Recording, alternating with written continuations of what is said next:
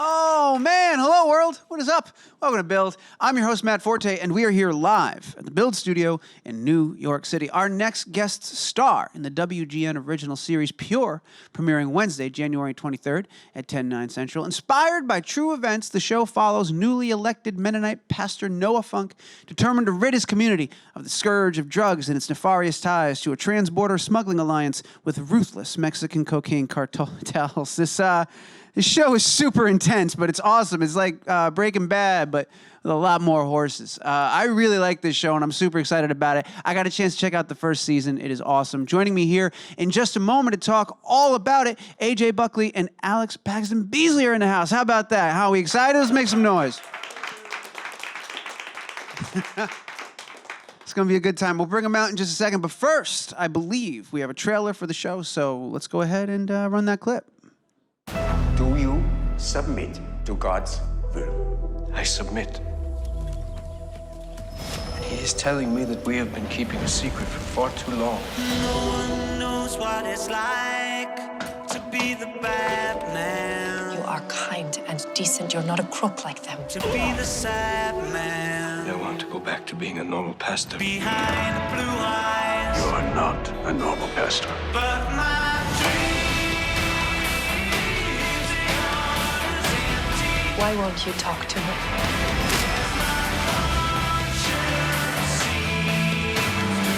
You really do want your people behind bars, huh? They're violent and degenerate. They can destroy this whole satanic mob. The day will come. We'll all be judged. No one knows what it's like. Ladies and gentlemen, make some noise. The great A.J. Buckley and Alex Paxton-Beesley in the house right here. Do it up. I said in the intro, I'll say it again. This show is intense. I love this show. Thank you. Thank for you. making Thanks for saying that. It means So a lot. glad you like it. Congratulations, too. It's been a bit of a wild ride getting here. I'm excited to talk to you guys all about it. But before we get to just making the show, season 1 and 2, all that, just how are you guys doing? How's life? How are you right now? Life is pretty good. Yeah. Pretty stoked to be in New York City right now. Yeah, I flew in from Los Angeles yesterday, and I landed at like 1 a.m. And I remember I was walking out that cold that when you come out of the airport and that breeze hit, and I was looking for the car that was picking me up, and I went left, and he was like, "No, the other way." And I was like, "Ah."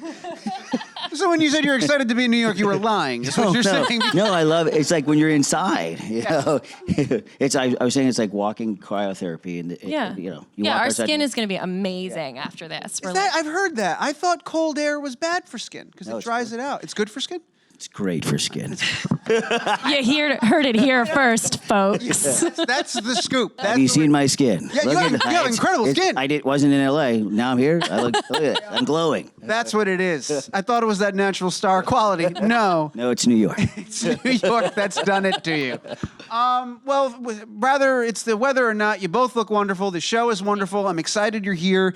It premieres on WGN tomorrow night, which is really exciting. But it's been a bit of a ride. Like this show actually premiered up north in Canada, I want to say 2 years ago almost at this point, right? Yeah, we made it quite a while ago. The first season, anyway. Yes, you made the first season a while ago. Yeah. Is it weird now having to go around and do these things and like recall? And they're like, what were you thinking in this scene? You're like, let's see, that was 3 years ago. I've done so many things since then. Is it a weird situation? I think if anything, it's like, you know, we all have movies that you discover over the years or shows and stuff. And I think when something is good and it goes out there into the ether, then people slowly start talking about it. And then the more people talk about it, then it kind of creates its own unstoppable force. Yeah. And then having, you know, WGN America come in and say, okay, well, we're going to put some money behind this and kind of show it to the rest of the world was, all of us were incredibly excited. Yeah, it was amazing. Sort of validated what we felt when we were on set making it. Yeah. It was a pretty special show to make, so it was really nice to get that like extra push. Yeah. Ballpark, about how much time passed between when you guys did season 1 and have you finished season 2? Are you? Yes. Yeah, season 2's done. Okay. Yeah. So was it a lot of time between the two of them? Yeah. It was just about 2 years. Wow. Yeah. So that's interesting. Have you ever had to do that before? Was it tough getting back into the character, getting back into that world? What did that feel like, going back to that after 2 years passing? It was pretty nuts. Yeah, it was crazy. I mean, it was also just like so wonderful because it felt like coming home. You know, our first week back on set, we got like basically the entire crew, like down to a person, came back. So every single day it was like welcoming a member of the family back, which was pretty epic, and like actors and but yeah, it was pretty strange to be like, right, oh my God, this headspace and these like specific skills and this world. Yeah. What do I have for you, AJ? For me, it was a little different because in that time frame of doing that, I ended up being cast in another show, SEAL Team. And so there was a bunch of contradicting dates, and I had just had twin boys when they went back in production. I was going to come back and bring Bronco back, but due to just having the twin boys, and I have a 4-year-old daughter, and I just finished doing 10 months of filming. It was like, my wife was like, "You're not leaving this house." So I said, oh, that's a great idea. It's pretty you know, it's amazing, man. When I do like the research and stuff for this, and I'm reading up, like, oh, they've gone through this and that. It's hard to find like a timeline of how all those things overlap. So I knew you had twins, and I knew you were, you're working on SEAL and all that sort of stuff. I didn't realize all that converged kind of like at once in your life. Oh, it's just like here's everything, sign the universe. Oh yeah, Here it is. when my boys were born, I was coming home from set, and usually the days are like 13, 14 hours. I'm coming home from set. My wife was like, "It's happening," and they were 6 weeks early. We go in. They're born. They go to the NICU, and because it was like the season finale we were shooting. It was a huge helicopter day, and like line producer's like, "I need you on set." So 8 hours after my kids were born in the NICU, we picked up in a car, drive 2 hours out to Santa Clarita to shoot for another 10 hours, and then go back to the hospital. So it's just the way this business works. That's a phenomenal amount of stress, and yet still impeccable skin. That's what I was only in New York, though. All right, so then let's dial it back. Then let's go to the very beginning. You mentioned this was a really special show to make. Talk about getting involved with it. What you thought the first time you read the script for it and you saw the stories. We'll start with Alex, and we'll come back to you, AJ. Yeah. I was pretty stoked about it because I had actually read about the events that inspired this show in the news, like maybe two years earlier, and I was like gobsmacked. It's intense. And so then when I started to read the script, I just got so excited about this character because there's so much of like that off the grid, more simple lifestyle that really appeals to me. Like I grew up really idolizing quilting and, living in the wilderness and being self-sufficient and all of that. So the idea of getting to really invest in any of those skills was really appealing to me. And then as I started to do research about the people that it was about, more and more, it was just like, oh man, like I could read about that stuff forever. What was that research process like? Because for Bronco and Noah, they went to school together, but Bronco's not really immersed in that world. So I imagine maybe you did just to familiarize yourself with Mennonites, because like my level of like base level knowledge of like Mennonite culture was probably like most of insensitively confusing them with Amish and not really knowing the difference and stuff like that. So what was that research process like of learning about that world and understanding the culture and the differences and all that? Mm-hmm. Well, I mean, like I always want to emphasize that it's an ongoing process. I don't think I'm ever going to be in a position where I'll be like, yes, I'm an expert. I know it all. It was interesting because it was a lot of like deep dive sort of scholarly research to try to understand what their doctrines are and how they interpret those texts.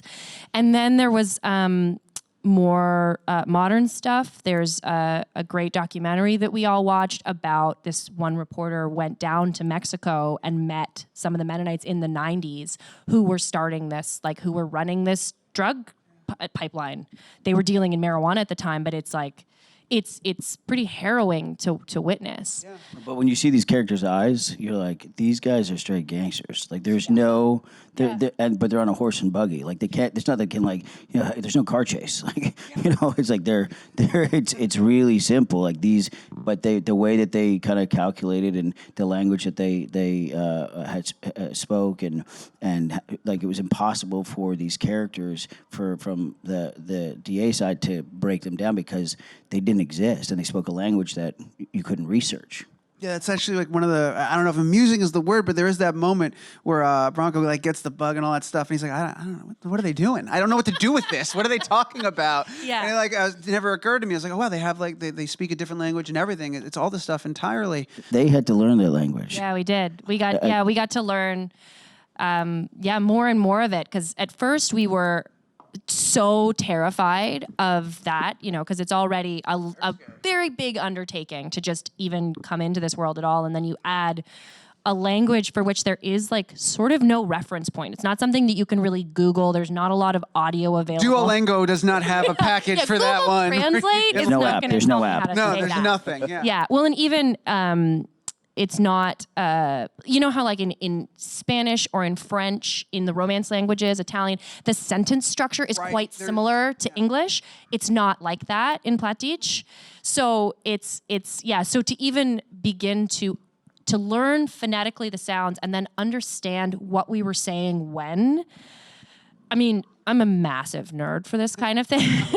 Like, I love it. Really? All I want to do. It gave me anxiety watching them do it. I was like, because some days it was like on set, the writers were like, oh, we're going to script change. We're going to change some dialogue. Okay, it's fine if it's in English, but you can't. Do you see this? They had to change. They'd like, we're going to sing this song tomorrow. Like, you can't just do that. Yeah. And they would be like, I don't know how they did it, but they'd pull it off every time. I mean, it was a learning curve, like for our showrunner and for like, just to understand how much work was actually required to be able to do that and learn it and perform it then too. Yeah. Perform it with emotion while you're Exactly. thinking about what the hell am I saying? Yeah, because this show isn't just like we show up and we say things. It's like, no, like everything is happening all the time. How long did it take? Because the whole point, whenever I talk to actors about learning lines and all this stuff, is to learn everything so that you can kind of forget it and just be present and be in the moment. But if you're speaking a language you've only just learned, like, did you ever get to a point where you could kind of be present, or were you always like, what was that? Yeah, so actually my boyfriend's also an actor, and he gave me some like really phenomenal advice because I was struggling with some like big chunks of very important text, and he was like, just do something physically that takes your mind off of it. So I started skipping. And I would just learn my lines by rote as I was skipping. And it meant that it immediately manifested itself in my body. And I was learning it so I knew what I was saying because I wasn't just learning it, and this is what it sounds like. I was learning it so that I could perform it, as the moment struck me. I could actually perform it. And that became so satisfying that I started being like, give me more. Yeah. I tried I'll take skipping. a little more. I couldn't even remember my own lines. Picked up it. No, that's not good. Cut. It's really downplaying the gravitas that we need from you here, AJ. Are you skipping, AJ? It's not really appropriate for the character, but we'll take it. Cool. That is wild, man. You had to learn that whole thing. What a fascinating so tip, fun. too, to distract yourself physically. It was such a good idea. Like, he's a genius. Yeah, it was really, yeah, and it kept me in shape too, which is nice. Mennonite shape. Like, you gotta be strong. Shape, You gotta be strong. Yeah. So AJ, you went from this show, you went to SEAL, right? That was the order that things happened. Two very different characters. Yeah. I think different ends of the spectrum, really. Completely, yeah. Was it satisfying for you? Now you have both those under your belt to play those two different sides of the coin, really? Yeah, I mean, how the whole process with Pure. I spoke with our director and our showrunner, Kenneth and Michael on the phone. And I knew that this actor here, Ryan Robbins, was attached, and I was a big fan of his. We knew each other in Vancouver kind of thing, but I've always been a huge fan of his work, and I really wanted to work with him. And not you. No. Rude. They said Alex here. You're like, well, This is a let me bit think about it. I don't know. No, but I was always a fan of Ryan, and I was like, yeah, of course, I would jump at this opportunity. And then I think, what I wanted to do was we sort of find Bronco in this sort of tragic state where his life is falling apart. We always say that he was the quarterback that peaked really early, that had like facial hair probably when he was like 8 years old, and now he's fat and bald and depressed. So I said to Michael and Ken, I said, I want to put on as much weight as I can before production starts. So I put on about 15 pounds. It was eating ice cream before I went to bed and pizza, and it was a glorious miserable. experience. Yeah. She's skipping up and down the driveway, learning a new language, and you're sitting there with Baskin Robbins. Is that how this works? It's great. It's Dairy Queen up in Canada. So Yeah. no, but then we decided that during the course where he makes this sort of transformation and sort of finds his voice again, his footing, and really. it's more of a self-redemption that he feels like he's going through this sort of crossroads with him and his son, and he really sees through his son's eyes what a failure he is. So he needs to sort of do this. So I wanted to do something physical, and so over the course of the 3 months, then I ended up losing like 25 pounds and got in like crazy shape and was on this really insane diet and drinking, like there was no alcohol, no sugar, no nothing. And in Nova Scotia, they have like all these microbreweries everywhere. And it was like these really good restaurants, really good and I would beer. literally like have like a piece of salmon and mousse. I was eating a lot of mousse. You used to come out of your trailer at lunchtime and just like look at what everybody else was eating and then just like scowl and close your door. Yeah. But for me, it was just something that I needed to sort of sink my teeth in and do that. And then just in the research of talking of some of the people I talked to about how hard this case was to break because of what you'd said before, the language. They don't use cell phones. They use any electronics. So it's just, it's trying to, at the beginning, in a sense, capture a ghost, in a sense. It was you mentioned the relationship with his son, and it really was heartbreaking. Even just that little moment, he's trying, but it's too little, too late. I think at that point. Yeah. Talk about working on those relationships, not just with Bronco and his son, but also in a lot of ways, you are the moral yin to the yang of Noah on this show. So did you guys work together, you and Ryan, closely, just as you had hoped, to kind of figure out that yin and yang balance, and just like, all right, if Noah's going to do this, if you're going to zig, I got to zag, and stuff like that? The great part about starting overweight is that with the first episode, I committed to that. So him and I went out and had a couple beers and ate poutine. Yeah. And we had that milk cereal beer. Yeah. It was really good. And highly recommend if you're ever. But Ryan is such a giving actor, and we just figured it was that like I was still trying to be the bully in school, like the big guy. And I actually, there was this guy in high school. I was bullied my entire life, and there was a guy in high school who was like one of the main guys on the football team, and he was a stud. I was like, man, you shave? Wow, oh, that's so cool. So I was like, the relationships I sort of took was from that. Like he just, even though you've seen him later, and he's more of a man. Ryan's character Noah is more of a man than Bronco has ever been, because he's been committed and has shown up, and I've never shown up. So it was just this sort of trying to go back to the point where they were in high school again, but realizing that because of his commitment, he could, he was going to be able to surpass me.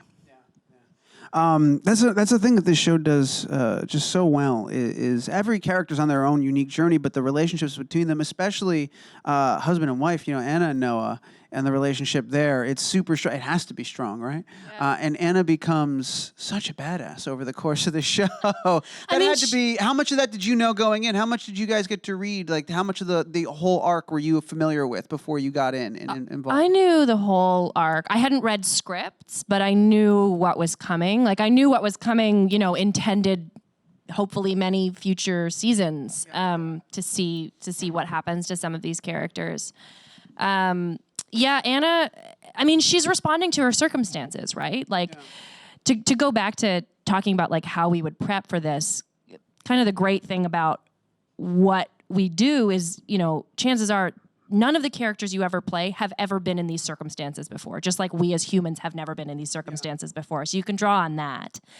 And for Anna, it's just like, she discovers within herself this well of ability that she didn't necessarily know that she had, or that she would ever have to draw on. And part of that, I think, the pillar of her life is her relationship with Noah. And that's another thing that I just loved about this show, is that their relationship is so equal. It is so loving, and we believe in each other so completely. Like, that relationship is a rock, and you see it radiating out into how we relate to our kids and to our family. Yeah. I love our kids. Kids are great. The kids are the greatest. Yeah. We refer to them as the kids, even though they are both grown-up human beings. They are adult humans. They are adult humans. Yeah. Really 30. You're 30 playing a 16-year-old. That's how TV kids work. Yeah. Yep. They come to New York. What can you tease anything about season 2 at all? I know Allison Hannigan joined the cast. That She must have did. been She's fun. amazing. We love her, and she's so funny. Season 2, the circumstances in which you find us at the beginning of season 2, I think, are going to surprise a lot of people, and the lows are pretty darn low, and the peaks are pretty intense.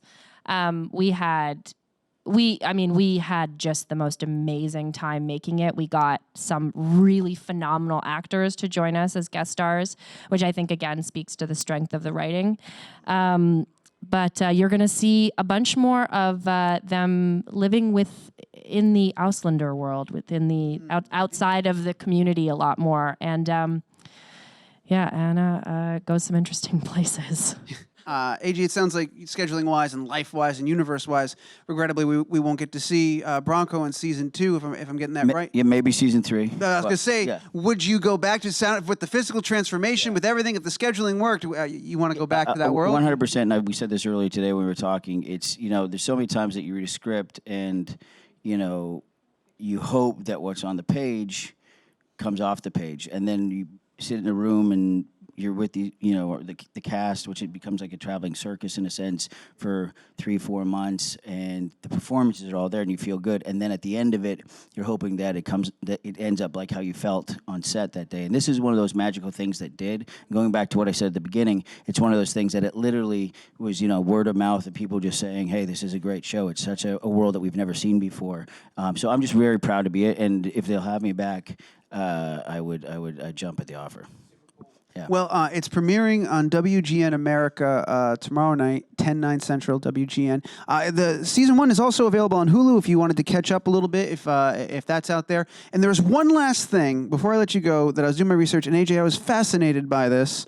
You co-founded Paperclip, a line of high-end diaper bags. Yep. That was a little bit of trivia I was not expecting. They're legitimately awesome bags. Really? Like Ryan Robbins uses his. He carries his everywhere. We were recently in Chicago, and he had his Paperclip bag with him. That's amazing. There was I have my daughter was 7 months old. I went into the men's bathroom, and there was no changing tables for men in the bathroom. And then the diaper bag also had flower prints all over it, and it wasn't very manly. And so I had this idea and started working with my partner, Artie Baxter, and next thing you know, we're at a trade show, and we just had 2 prototypes that we'd gotten from China, and we had no orders, and we flew in, and all of a sudden it's one of the biggest trade shows in the world for baby products, and they put a blue ribbon on our booth, and we're like, what's this? Like, you guys won best bag of 2017. And we're like, huh? We're like, we need to start production. We had to fly our friend in who knew how to take orders. We know how to take orders. We're like, I don't know how to take an order. So we just did it for R&D to do it. And now the bag is now grown and one of the top selling diaper bags out there. And so it's, papercliplife.com. Check it out. Good on you, man. That is the freaking American dream right there. That's great. That's the dream. Playing a Navy SEAL and selling diaper bags on the side. It's funny because now every time I go to the bathroom, I'm like, I wonder if there's a changing table in the men's room. It was just one of those things where, like, I know you from the SEAL team, you're Navy SEAL, and then here you're playing this overweight drunk cop guy, and then I was like, by the way, this dude. Plus, he has amazing skin. Our next line, which I'm actually really excited about, we're going to be one of the first diaper bags in the world to be 100% recycled ocean plastic, and we just got our first 4 prototypes back. We all signed off on them, and that's something I'm super, because just with having kids and clean earth, and so something that you want them to have something. Yeah, down exactly. the road. So just the fact that we can go in this direction with the bag, it's like I just feel like it's a little win for us. So that's so damn cool. Yeah, cool. Awesome. Thank you. I appreciate it. No, of course, man. All right, so where's the site for that? Where do people go to? www.papercliplife.com. Papercliplife.com. Tomorrow night, WGN America, 10/9 Central. Pure is premiering there. Anything you want to plug, Alex, other than the show while you're here? While we're wrapping it up, you got it. Can I just plug the Toronto Raptors and be like, it would Do be it. so amazing if the Toronto Raptors like went all the way. Done. That's what I care about No, in fact, this moment. all of them watch this show. Yes. So that's oh going my to go God. a long way. Please, gonna you go a guys. really long I way. love you so much. Everybody, please do me a favor. I've run out the clock and chewed up all your time. So put your hands together and join me in thanking the great A.J. Buckley and Alex Paxton-Beesley for being here. Come on, make Thank some you noise. so This is much, awesome. guys. Thank you. Thank you for having us.